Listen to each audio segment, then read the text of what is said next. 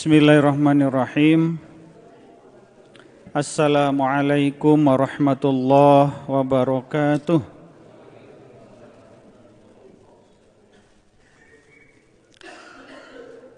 Alhamdulillah wassalatu wassalamu ala Rasulillah wa ala alihi wa sahbihi wa mawalah. Wala haula wala quwata illa billah.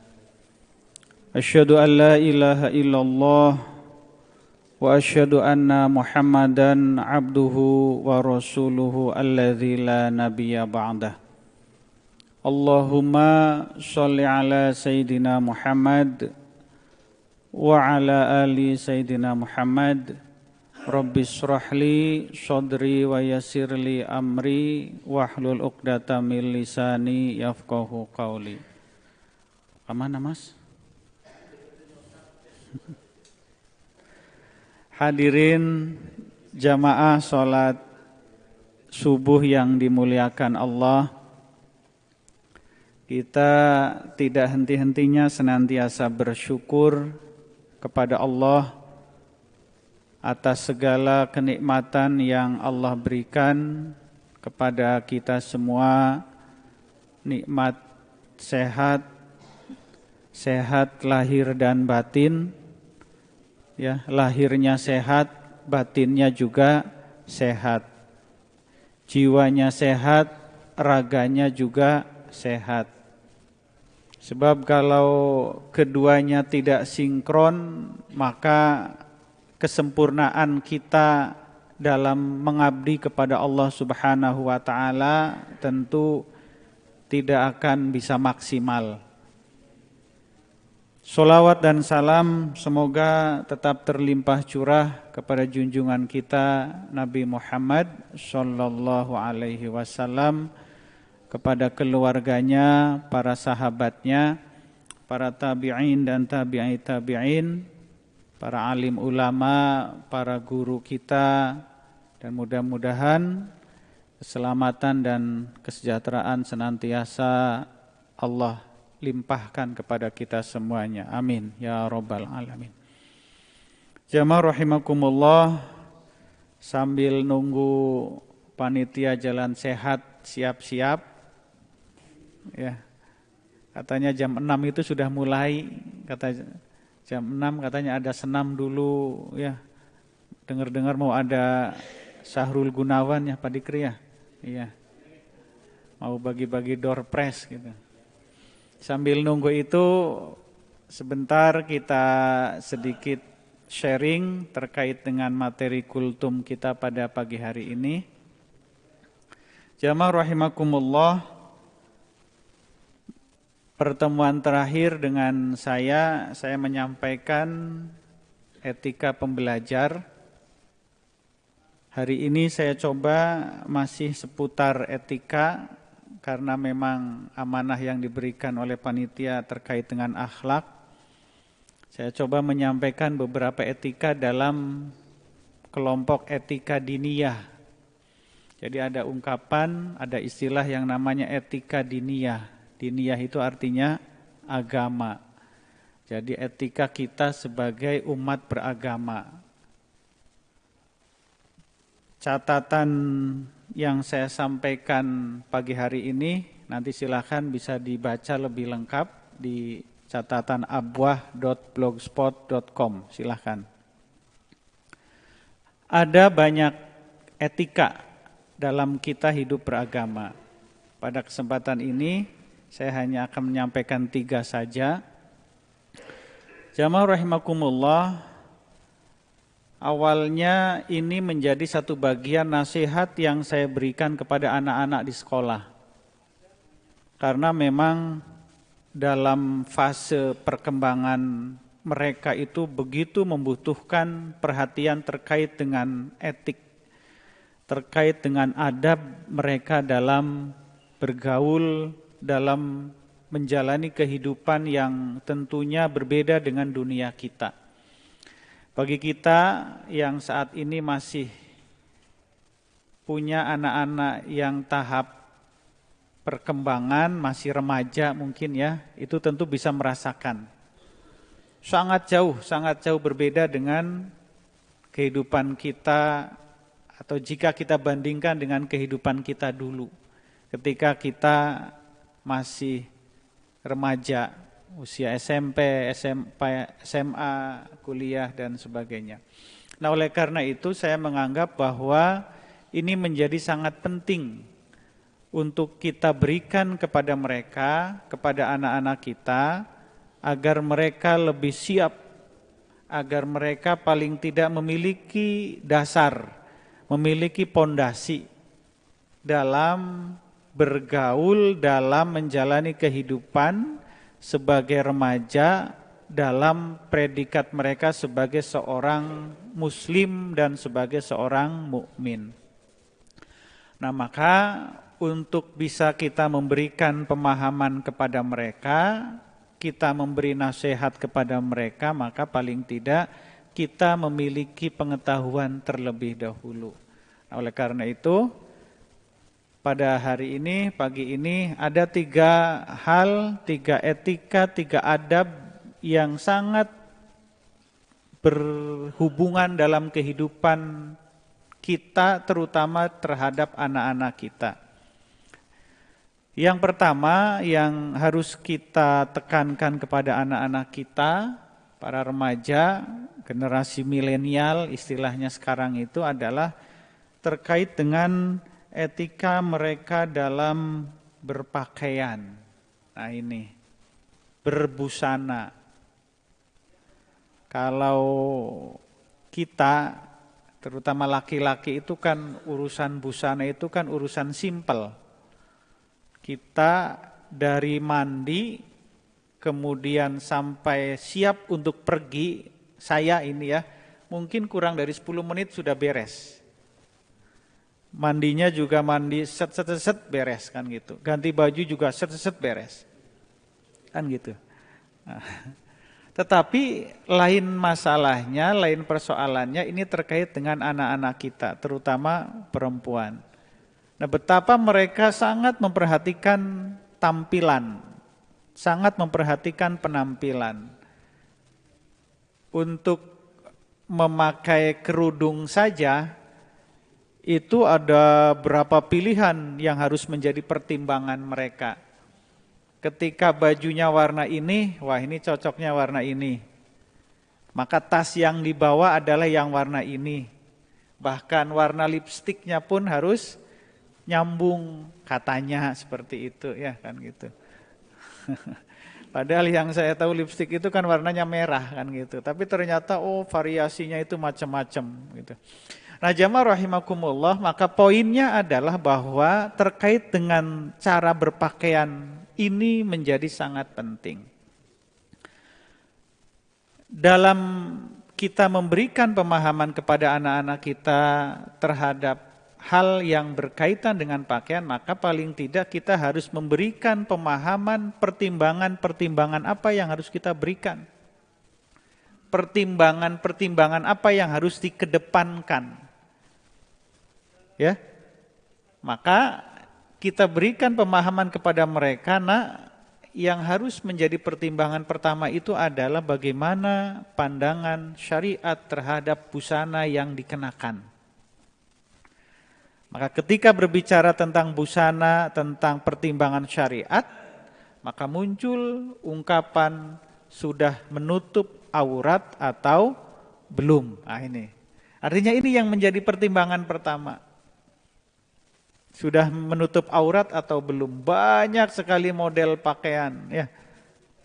Modelnya yang terbuka, yang tertutup, yang gelap, yang terang, yang atasnya rapat, bawahnya terbuka, atasnya rapat dan sebagainya. Ada sekali banyak pilihan. Maka yang harus menjadi pertimbangan pertama adalah seberapa menutup aurat pakaian busana yang dikenakan oleh anak-anak kita, terutama anak perempuan. Kenapa mereka kemudian begitu begitu sangat memperhatikan terkait dengan busana ini, pakaian ini. Karena itu tadi, dunia kita saat ini adalah dunia digital.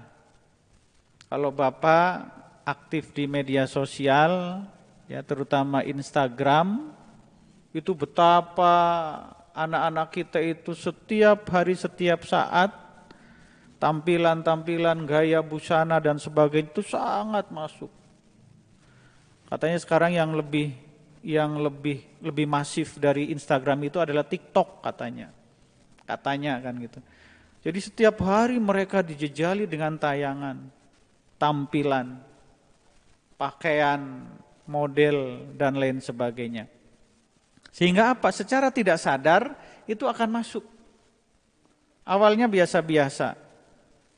Awalnya ya sekedar tontonan, sekedar hiburan, tetapi kemudian lama-lama orang sering menyebut yang tadinya tontonan menjadi tuntunan. Nah, yang tadinya sekedar hiburan kemudian menjadi sesuatu yang ia inginkan. Nah ini.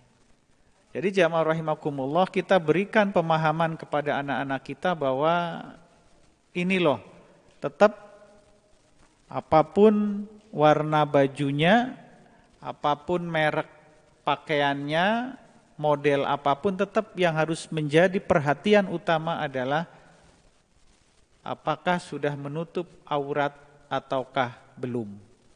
Nah ini, jamaah rahimakumullah, terkait dengan pakaian ini sebenarnya Allah Subhanahu wa taala sudah memberikan panduan kepada kita. Misalnya kita temukan dalam Quran surah Al-A'raf ayat 26. Di situ Allah menyatakan, A'udzubillahi minasyaitonirrajim. Bismillahirrahmanirrahim. Ya bani Adama qad anzalna 'alaikum libasa yuwari sawatikum warisha walibasu taqwa dzalika khair. Dzalika min ayatillahi la'allahum yadhakkarun. Hai anak Adam, sesungguhnya kami telah menurunkan kepadamu pakaian untuk menutup auratmu dan pakaian indah untuk perhiasan. Dan pakaian takwa itulah yang paling baik. Yang demikian itu adalah sebagian dari tanda-tanda kekuasaan Allah. Mudah-mudahan mereka selalu ingat. Jadi di Al-A'raf 26 ini ada ungkapan libasut taqwa. Libasu itu artinya pakaian, baju. Takwa itu artinya ketakwaan. Jadi Allah Subhanahu wa taala menginginkan yang menjadi pakaian itu adalah ketakwaan kita. Ini betapa redaksi Al-Quran itu sangat indah kalimatnya. Kenapa ketakwaan itu harus menjadi pakaian? Pakaian itu kan fungsinya menutup. Kemanapun kita berada itu selalu berpakaian. Kecuali dalam saat-saat tertentu kita tidak berpakaian, kan gitu ya. Artinya bahwa ketakwaan itu harus selalu kita bawa kemanapun kita berada. Di masjid sudah pasti yang hadir di sini adalah orang-orang yang soleh, orang-orang yang takwa. Tetapi persoalannya ketakwaan, keimanan dan kesolehan ini menempel tidak ketika kita di luar. Di masjid betapa mata kita sangat terjaga. Karena memang tidak ada yang dilihatkan gitu. Tapi ketika di luar, di kantor, kita berinteraksi dengan orang lain, ya, bapak-bapak misalnya di kantor, satu ruangan dengan karyawati yang lain, maka tentu banyak yang dilihat. Nah, apalagi yang busananya, kan gitu. Nah tentu ini menjadi tantangan, menjadi challenge bagi kita. Apakah hati kita tetap takwa ataukah tidak. Nah jamaah rahimakumullah ini. Jadi tetap kita berikan pemahaman kepada anak-anak kita bahwa ketakwaan harus menjadi pakaian. Dimanapun kita berada, kapanpun, dalam keadaan apapun, maka tetap orientasi kita adalah takwa. Jamaah rahimakumullah, kemudian yang kedua, etik yang kedua, adab yang kedua yang harus kita sampaikan kepada anak-anak kita sebagai bekal mereka adalah etik terkait dengan berbicara, berkata-kata. Nah ini kalimat-kalimat yang muncul dari lisan, kata-kata, pilihan kata atau diksi yang harus kita ajarkan kepada mereka. Persoalannya sekarang adalah dengan pergaulan mereka dalam dunia mereka yang seperti itu, kita tidak jarang bahkan sangat sering muncul kata, kalimat, gaya bahasa, intonasi yang tidak tepat, yang tidak seharusnya diucapkan. Jangan jauh-jauh Pak ya, anak-anak kita yang masih SMP, SMA misalnya, anak-anak SD pun, Bapak kalau sering lihat di lapang ini, saya sering dengar mereka main bola itu, maka yang muncul dari mulut mereka secara spontan, secara refleks itu apa? Kan gitu. Kancing coplok, kan gitu.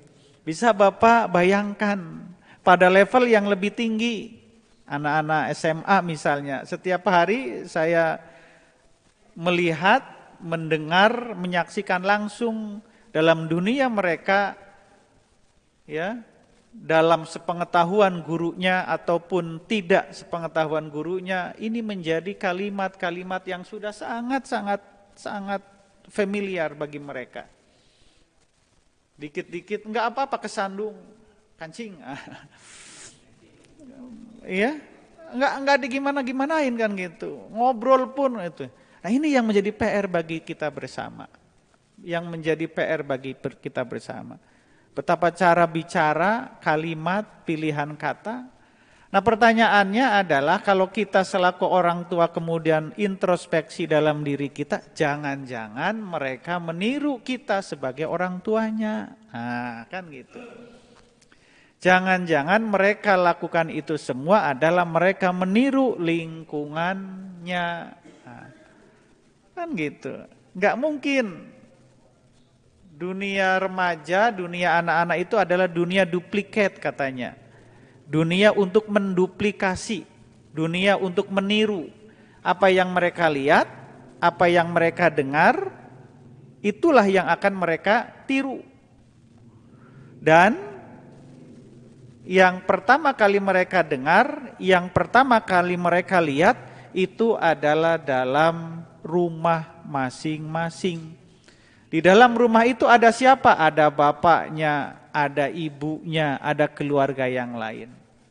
Baru kemudian keluar. Nah ini. Nah maka ini yang harus jadi perhatian kita bersama. Kita berusaha, berupaya memberikan pemahaman bahwa cobalah kalau misalnya harus berkata dengan kalimat, dengan kata-kata yang baik. Nah, terlepas kemudian ketika di luar mereka seperti itu, paling tidak nanti mereka memiliki rem. Anak-anak itu kalau di sekolah, dia ngobrol dengan temannya, belum ketahuan sama gurunya. Tiba-tiba gurunya lewat, set, paling tidak mereka berhenti. Dan langsung minta maaf, punten Pak, kan gitu. Ini pun sudah bagus. Artinya apa? Mereka tahu, mereka punya rem. Oh bahwa ini, mereka sadar bahwa ini adalah bukan satu hal yang baik.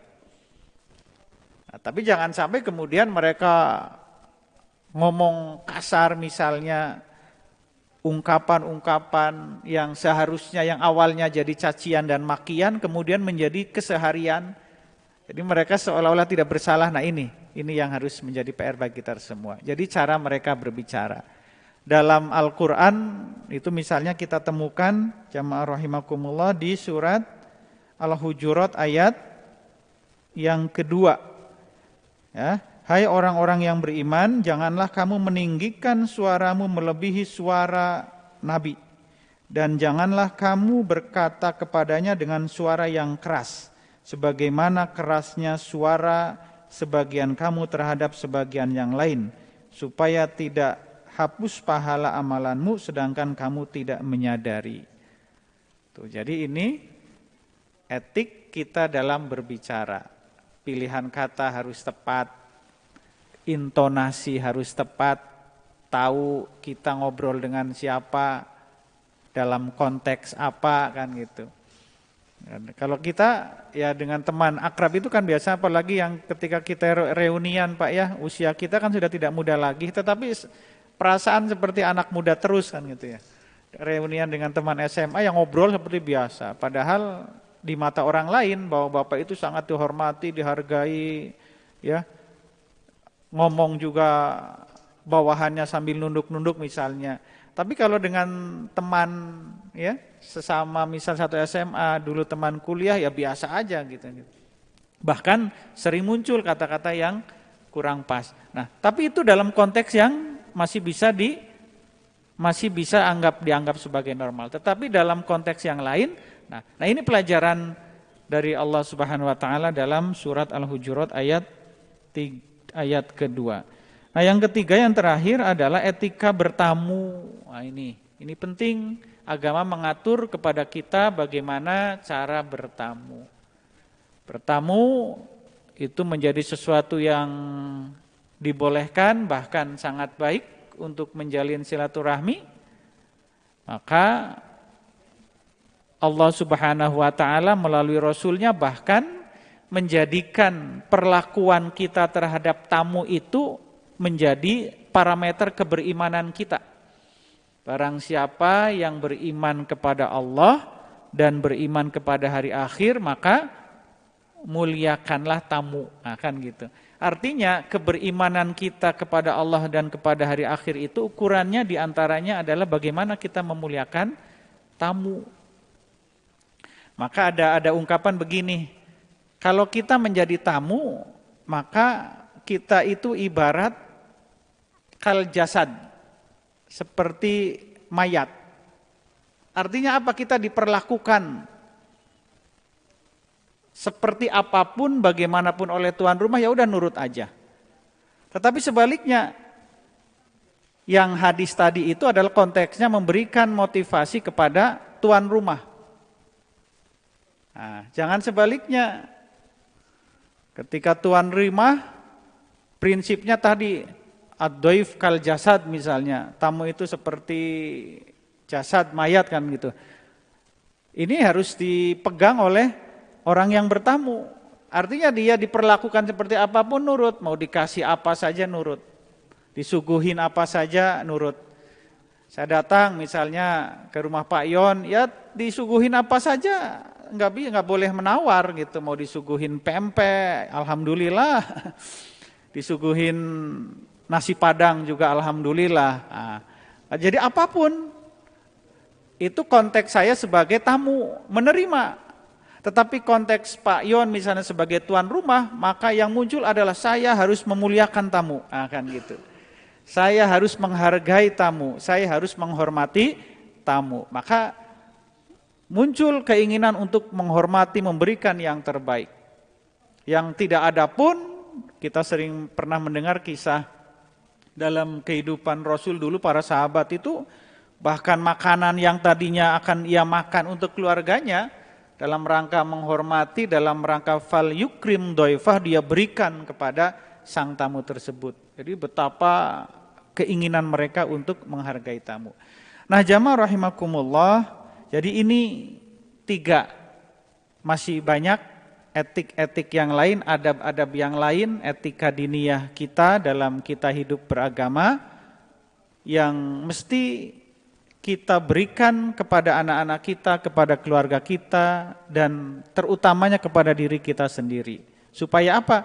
Supaya kita bisa lebih baik lagi dalam menjalani kehidupan kita sebagai umat beragama. Itu barangkali yang disampaikan, silakan nanti di rumah dibaca lebih lanjut. Mudah-mudahan Allah memberikan kekuatan kepada kita sehingga kita menjadi orang yang terus lebih baik dan lebih baik lagi dalam menjalani kehidupan ini. Billahi taufiq wal hidayah. Assalamualaikum warahmatullahi wabarakatuh.